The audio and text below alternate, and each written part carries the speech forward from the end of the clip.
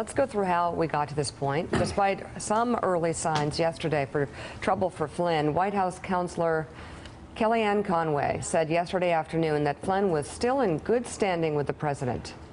General Flynn does enjoy the full confidence of the president. General Flynn has said he can't recall, and that he had about 30 phone calls with I guess, leaders at the time, and since then 70, I'm told, with different leaders, and I'll just leave his comments at that. By saying he enjoys the full confidence of the president, are you saying you're satisfied that he did not have those conversations, that he did not mislead the vice president?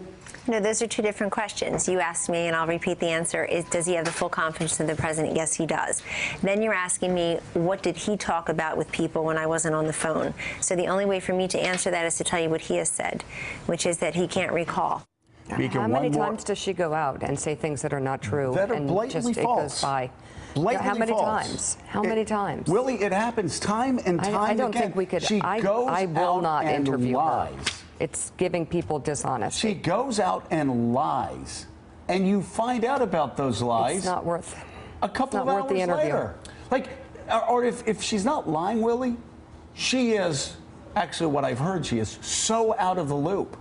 Totally. She's in none of the meetings, and she just goes out there and starts talking without having blathering. The facts. Well, if you're going to put her out there, everyone has to be on the same page. Right. That's the problem. That comes from White House strategy, right? You've got to have a central message that you're pushing out. There's reporting from CNN and others that say, take this for what it's worth, that say when she went out there, that was true as far as the White House knew it. Information came to them in real time, they said, when Sean Spicer had to go out and say that the president is reevaluating Michael Flynn's position. Do you believe that in the hour or two between that? The information that had been available to them, according to the Justice Department, for a month, that they'd sat on and done nothing with. No. Come on. I don't understand why she would agree to do an interview. Good booking by MSNBC, but why would she agree to do an interview under those circumstances? It happens time and again with her. It happens time and again, and she's been out of the loop for months now. And she'll go in and get a picture with the president, do a selfie with the president, and say, "Oh, interviews are her chance to one up and suck up and make mistakes." But she can't do it. David Ignatius can't do it. It goes to management structure time and time again. I asked Donald Trump one time. I said, in the middle of chaos, I said, "Who is your person?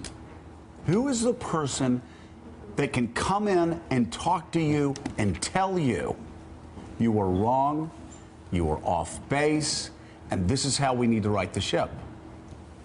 Well, and I'm sorry, he was silent, and he said, "I'm the person."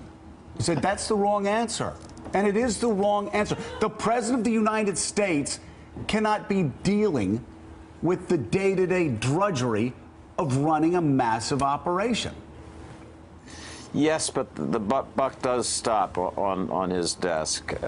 My guess, and this is just speculation, is that between Kellyanne Conway's full confidence and Sean Spicer's were examining, arrived Jared Kushner. Arrived the person who does seem to speak directly to Donald Trump and say, "Wait a minute, Mr. President," and I do think I've covered so many administrations where the early months, especially in national security, were bumpy. I mean, I remember Ronald Reagan's presidency. Richard Allen, the initial national security advisor, didn't work out at all well. I remember Bud McFarland, a wonderful man, had a disastrous run for a time as national security advisor. These things happen, and often presidents don't step in when they should. In this case, Flynn is leaving, and the candidates are, from everything we know, outstanding people who will run a better process. This process is so difficult to manage. A president can't do it alone. But he has to have the right person, and hopefully now he's going to find that person, and then he'll have a reboot. He'll start over. It is.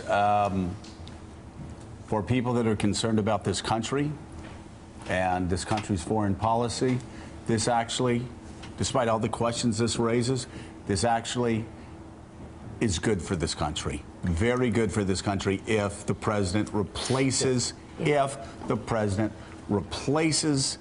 General Flynn with many of the names that we've heard this morning. It would be really, really good.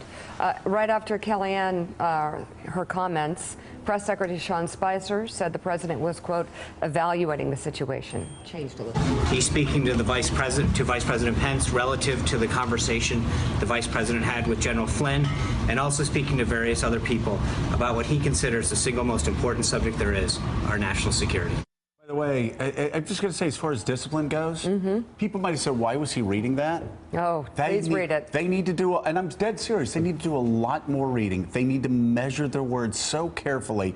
They need to stop people like Kellyanne Conway going out riffing and giving bad information. They need to sit, they need to read text, everything. They have to strain every word. They have to take every word through a strainer, squeeze every word, and start being exact. Words matter. But I'm sorry, but Kellyanne's not booking herself on these shows. I mean, how do you know that? Well, do you think the White House press shop is just saying go out and do this? Yes, I do. Kellyanne is a free agent. So you think she's taking phone calls and going on the show without talking to the White House press shop? Conway is a free agent.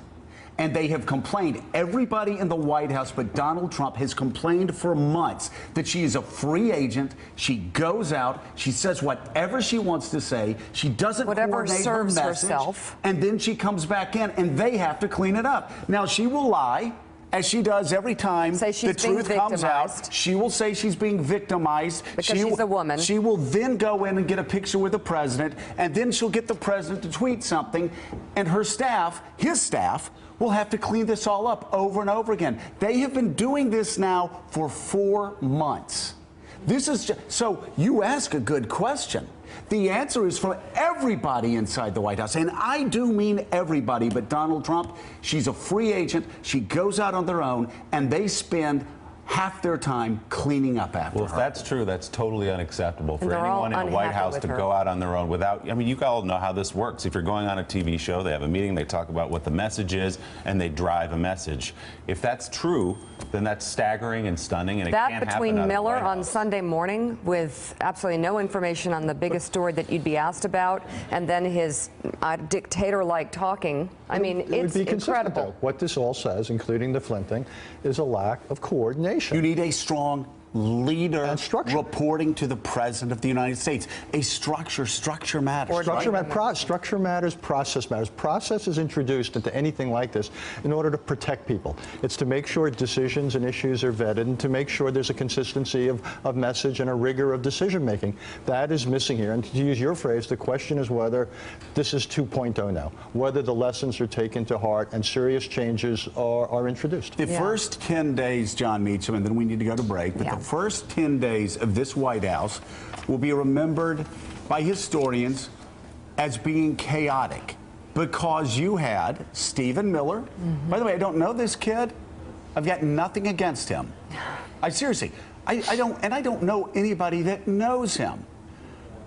But he went around all processes. He and Bannon went around, went to the president, got the president to sign an executive order, which the president of the United States should not have signed, basically brushed aside General Kelly and the Department of Homeland Security. And again, it goes back to process. They paid, the president of the United States and the administration were thrown into chaos for the first 7 to 10 days of their administration because of the lack of process, because of the end-around runs. This is happening on policy, and it's happening on communications because there's not one strong leader there. Yeah, writing the narrative of this presidency won't be very difficult.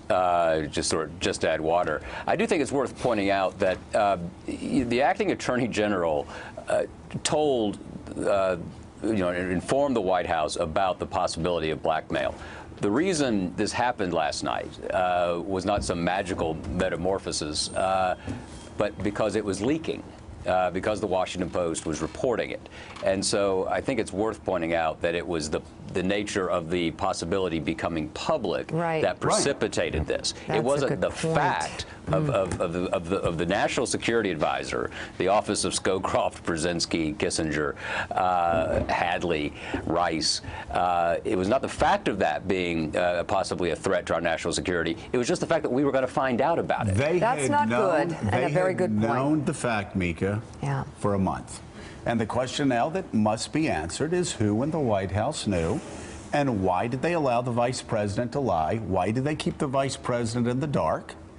And why did they not even go to him afterwards and said, you've been lied to, and by the way, everybody in the White House but you knows that? And another big question, did a man who grew up professionally understanding the chain of command conduct that conversation as a freelance move, or with the understanding of people around him that he was doing it? Exactly. All right, still ahead on Morning Joe, the ranking member of the Intel Committee, Congressman Adam Schiff, will join us. Will Congress formally investigate what's happened here?